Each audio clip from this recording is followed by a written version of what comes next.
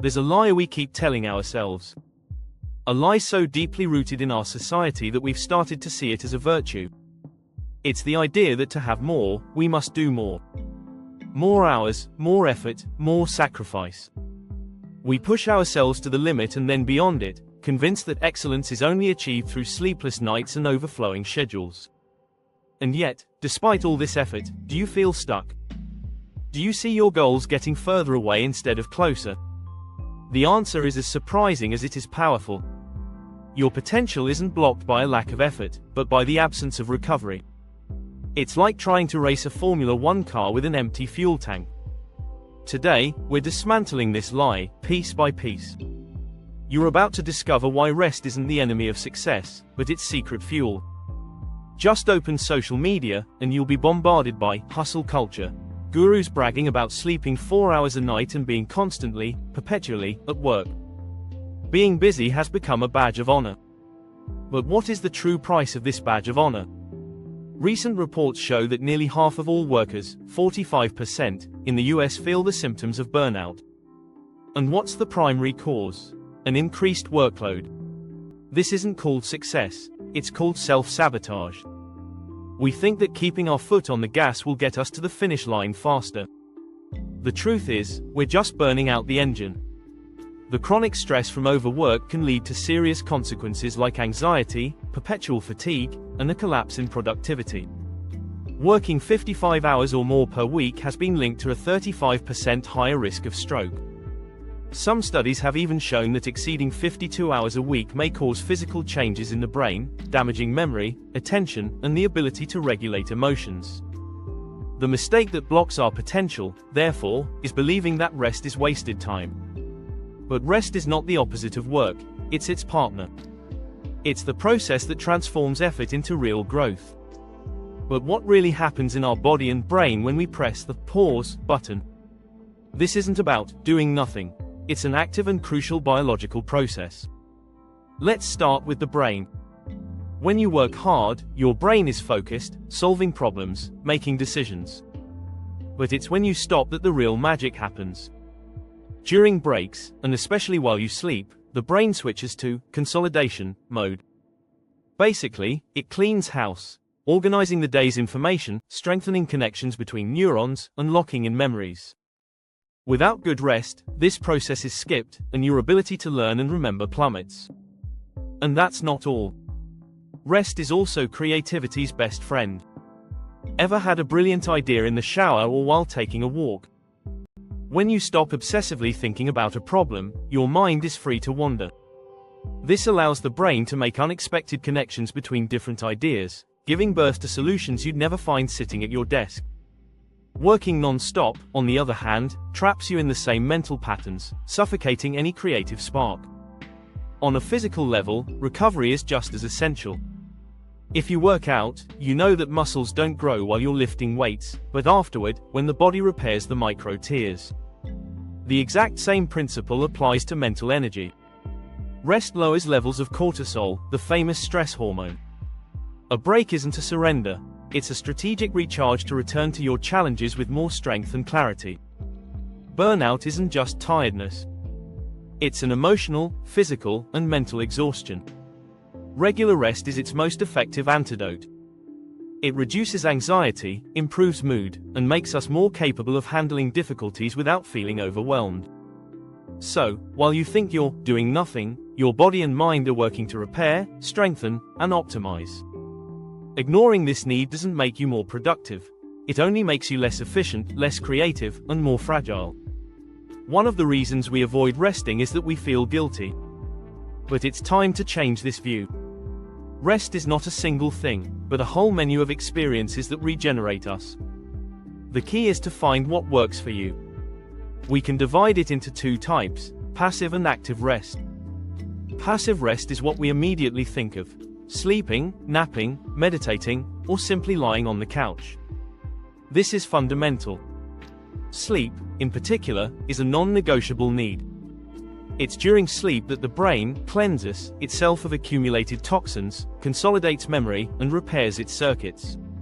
Not getting enough sleep is one of the fastest ways to sabotage your abilities. But rest doesn't end there. There's also active rest, which is sometimes even more powerful. These are light, pleasant activities that take your mind off work. It could be a walk in nature, a bit of yoga, or engaging in a hobby like painting, playing an instrument, or gardening. Even reading a book for pure pleasure, listening to music, or spending time with people you care about falls into this category. The one characteristic that unites all forms of effective rest, active or passive, is this: disconnection. Resting doesn't mean stopping work on your computer to check emails on your phone. It means pulling the plug, mentally and emotionally. Giving your brain permission to change the channel. The mistake is thinking there's a one-size-fits-all formula. For some, a light jog is rejuvenating. For another, it's just more stress. Socializing can recharge one person's batteries and drain another's. The real challenge, and the real opportunity, is to learn to listen to yourself. What kind of rest do you need right now? Silence and solitude, or chat and lightness? Do you need to move your body or stop it completely? Stop seeing rest as the opposite of productivity. Start seeing it as a strategic and tailor-made activity for you. Whether it's a 20-minute nap or an hour dedicated to your hobby, you are making a direct investment in your potential. But how do you put it into practice in a world that asks us to run ever faster? Here is a 4-step practical guide to start using rest as your secret weapon. Step 1. Become an expert on yourself. Develop the ability to notice signs of fatigue before they become a serious problem. I'm not just talking about sleepiness. Sometimes the signs are more subtle: brain fog, difficulty concentrating, irritability, low motivation, or that feeling of cynicism towards your work. Try keeping a small journal for a week. Note not only your work hours but also your energy levels and your mood. You will start to see patterns. Those are your alarm bells telling you, hey, it's time for a break. Step 2. Schedule rest as if it was sacred. Treat rest like you would a critically important business meeting. If you don't put it on your calendar, something else will take its place. Open your calendar now and schedule blocks of time for recovery. Maybe a 15-minute break every 90 minutes of intense work. Or a full hour for lunch, away from your desk. Or an active rest day on the weekend for an outing. The important thing is that it's written down, in black and white. This simple act transforms rest from an "if there's time left" to "it's part of the plan." Step 3. Disconnect without guilt. Often, this is the hardest step. We have been programmed to feel guilty if we are not productive. It's time to change that mindset. Every time you take a break, you are not wasting time. You are investing in your future performance. You are sharpening the blade. Repeat to yourself, a rested mind is faster, more creative, and makes fewer mistakes. The time you lose by resting, you gain back with interest through higher quality work later.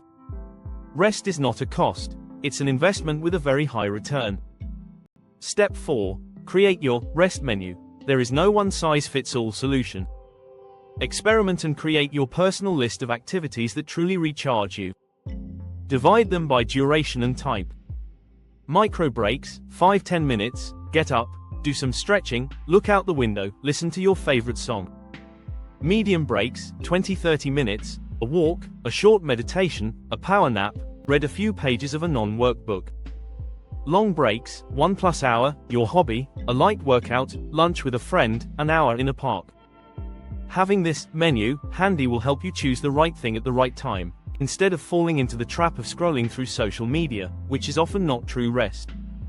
It might feel strange at first, but like any habit, resting gets better with practice. Start small, be consistent, and watch the difference it will make not only on your productivity but on your entire quality of life. For years, we've been told that the key to success was to push harder, endure longer, and sacrifice everything on the altar of productivity. Today, we've understood there's another way, a smarter way. Our potential is not a mine to be exploited until it's depleted. It's more like a garden to be cultivated. Of course, it requires sowing and hard work, but it also needs sun, water, and rest. Without these elements, simply, nothing grows. The mistake that has kept you stuck is not a lack of ambition, but a flawed strategy. Recovery is not a weakness to be hidden, but a superpower to be used to our advantage. It is not the brake, but the accelerator that allows you to surpass your limits and achieve your goals in a healthy and sustainable way. Stop fighting against your need to rest. Start collaborating with it. You'll discover you have a strength you never thought you possessed. Now I'm curious to hear your thoughts. What is your favorite form of rest, the one that truly recharges you? Write it in the comments below. And if you want to keep exploring science-based strategies to work smarter, not just harder, subscribe to the channel and turn on notifications.